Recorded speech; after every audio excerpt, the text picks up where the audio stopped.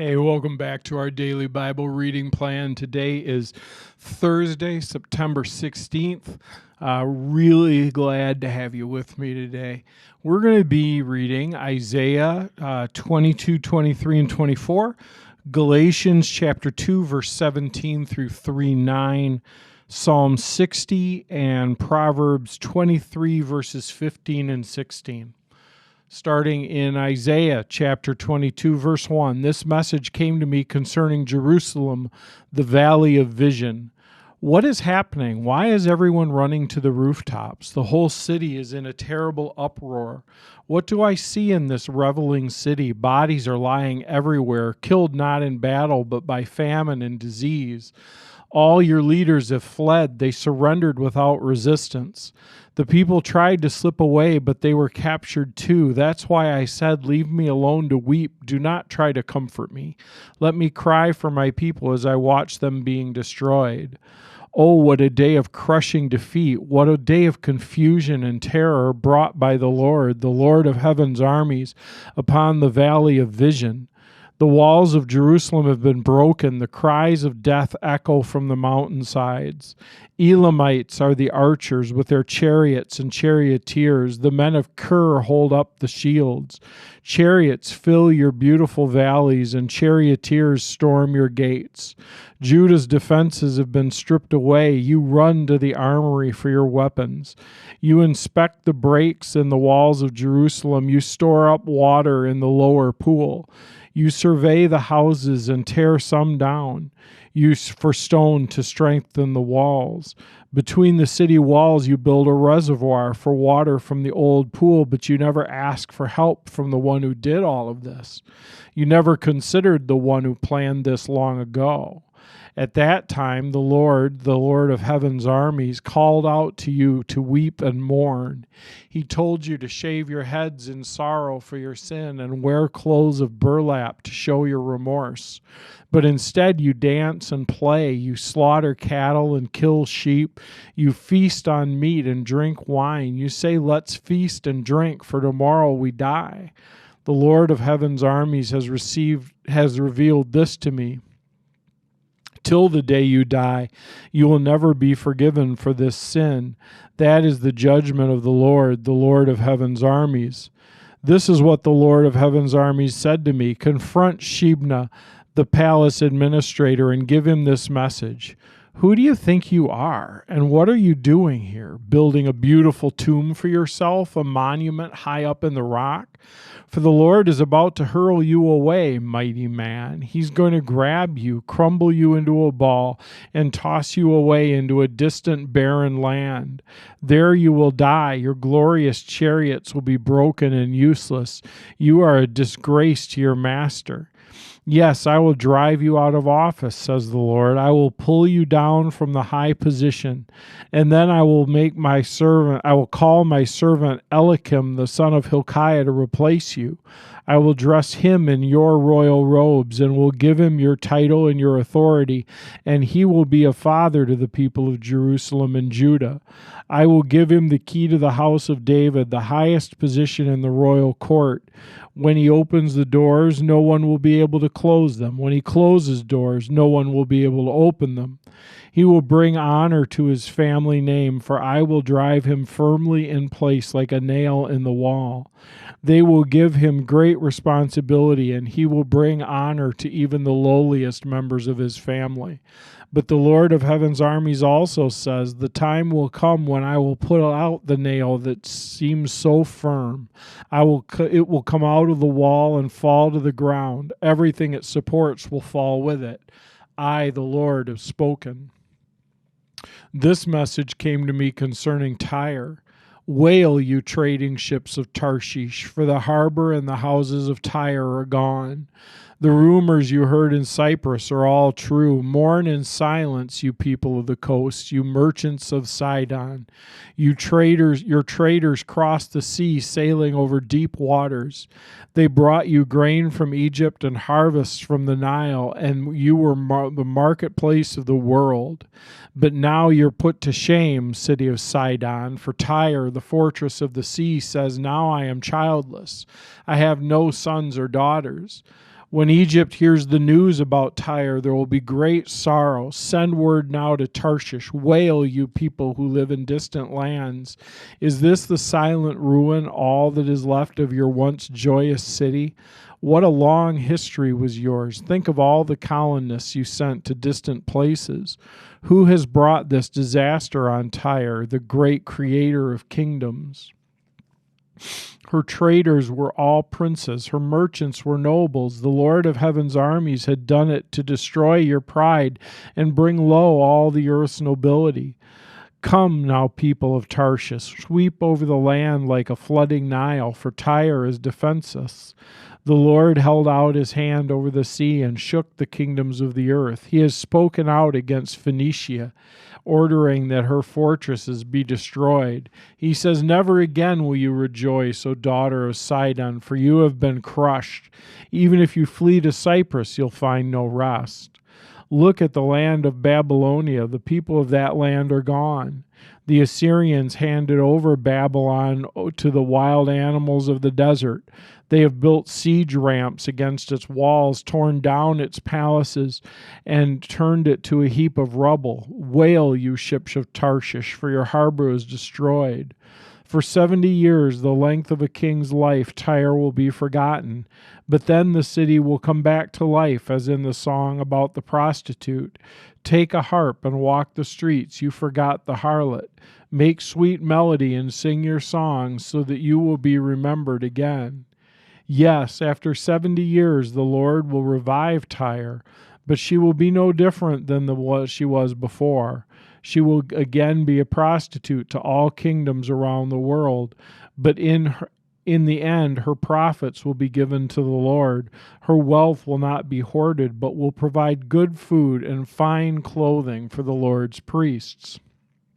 Look, the Lord is about to destroy the earth and make it a vast wasteland.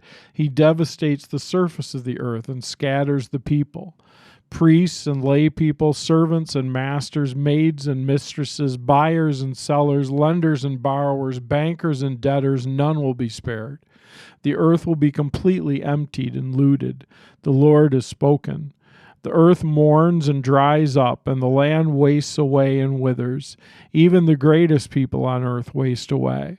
The earth suffers for the sins of its people, for they have twisted God's instructions, violated his laws, and broken his everlasting commandment. Therefore a curse consumes the earth. Its people must pay the price for their sin. They are destroyed by fire, and only a few are left alive. The grapevines waste away, and there is no new wine. All the merrymakers sigh and mourn. The cheerful sound of tambourines is stilled. The happy cries of celebration are heard no more. The melodious chords of the harp are silent. Gone are the joys of wine and song. Alcoholic drink turns bitter in the mouth. The city writhes in chaos. Every home is locked to keep out intruders. Mobs gather in the streets, crying out for wine. Joy is turned to gloom. Gladness has been banished from the land. The city is left in ruins, its gates battered down. Throughout the earth the story is the same, only a remnant is left, like the stray olives left on the tree or a few grapes left on the vine after the harvest. But all who left shout and sing for joy. Those in the west praise the Lord's majesty. In the eastern lands give glory to the Lord. In the lands beyond the sea praise the name of the Lord, the God of Israel. We hear songs of praise from the ends of the earth, songs that give glory to the righteous one. But my heart is heavy with grief. Weep for me, for I wither away. Deceit still prevails, and treachery is everywhere. Terror, traps, and snares will be your lot, you people of the earth. Those who flee in terror will fall into a trap. Those who escape the trap will be caught in a snare. Destruction falls like rain from the heaven. Foundations of the earth shake. The earth has broken up. It has utterly collapsed and is violently shaken. The earth staggers like a drunk. It trembles like a tent in a storm. It falls and will not rise again, for the guilt of its rebellion is very heavy. In that day the Lord will punish the gods in the heavens and the proud rulers of the nations on the earth. They will be rounded up and put in prison. They will be shut up in prison and will be finally punished. Then the glory of the moon will wane, and the brightness of the sun will fade. For the Lord of heaven's armies will rule on Mount Zion. He will rule in great glory in Jerusalem in the sight of all the leaders of his people. Galatians Chapter 2, starting in verse 17 and going down through Chapter 3, verse 9. But suppose we seek to be made right with God through faith in Christ, and then we're found guilty because we have abandoned the law. Would that mean Christ has led us into sin? Absolutely not. Rather, I am a sinner if I rebuild the old system of law I already tore down. For when I tried to keep the law, it condemned me. So I died to the law. I stopped trying to meet all its requirements so that I might live for God. My old self has been crucified with Christ. It's no longer I who live, but Christ lives in me. So I live in this earthly body by trusting in the Son of God, who loved me and gave himself up for me. I do not treat the grace of God as meaningless, for if keeping the law could make us right with God, then there was no need for Christ to die. O foolish Galatians, who's cast an evil spell on you? For the meaning of Jesus Christ's death was made clear to you as if you had been on a picture on the cross. Let me ask you this one question. Did you receive the Holy Spirit by obeying the law of Moses? Of course not. You received the Spirit because you believed the message you heard about Christ. How foolish can you be? After starting your new lives in the Spirit, why are you now trying to become perfect by your own human effort? Have you experienced so much for nothing? Surely it was not in vain, was it?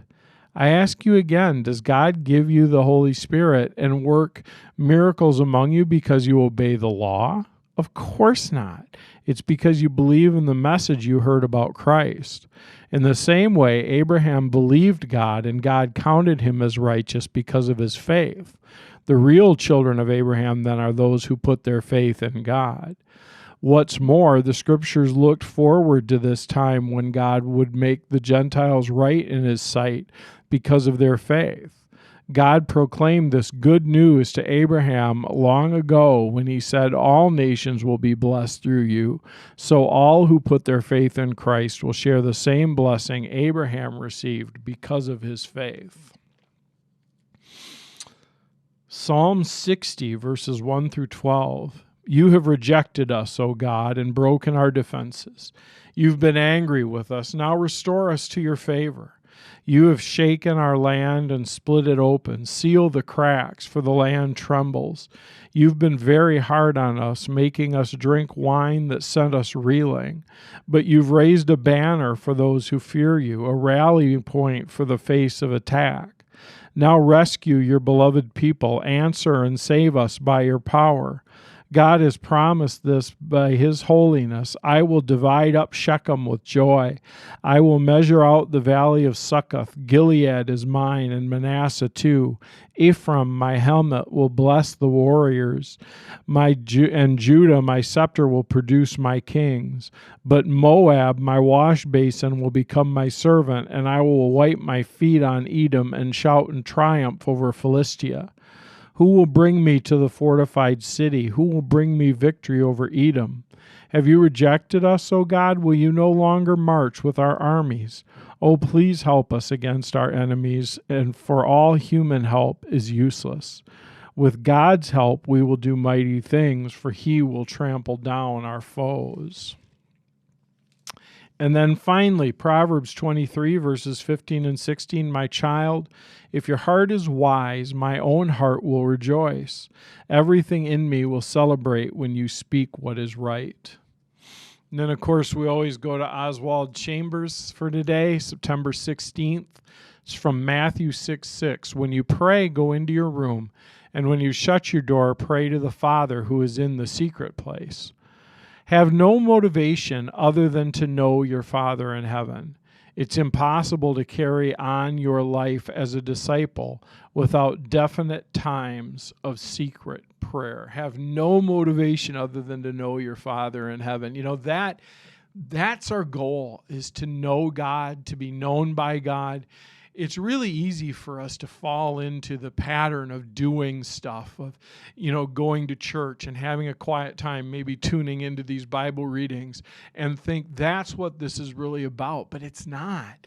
What it's really about is knowing God. And even these Bible readings, Logan and I have committed to going through the Bible in a year, and I'm so glad you've committed to it with us. But the point of this isn't just to read through the Bible. It's not to say we've been able to read through the Bible. It's to know God better. And so that really needs to be our goal, is just simply to know him. It's in his word that he's revealed himself. He's shown himself to us. But we need to have that focus of having no motivation other than to know your Father in heaven. So let's take a little time, just kind of reset our vision on that, and let's pray together.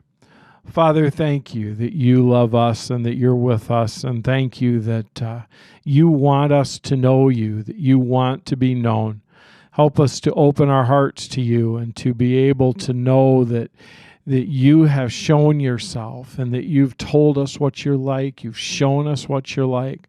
Lord, we want to know you, so open our hearts to do that. In Jesus' name, amen. Thank you so much for joining us. I am going to cross off the 16th, and I will be back with you on Sunday the 19th. Have a great day.